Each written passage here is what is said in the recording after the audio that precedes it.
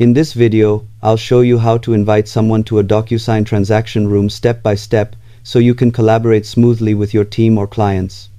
Start by logging into your DocuSign account and navigating to the Rooms or Transaction Room section from your dashboard.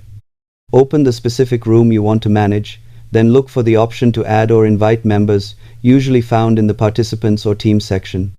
Click on Invite, enter the person's full name and email address carefully, and assign their role or permission level if required.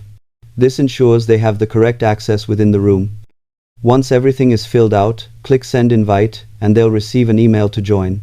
You can also review existing members and adjust permissions later if roles change during the project. If the invite isn't received, ask them to check spam or resend it. Keeping roles organized helps avoid confusion and improves workflow efficiency. Subscribe for more simple tech tutorials.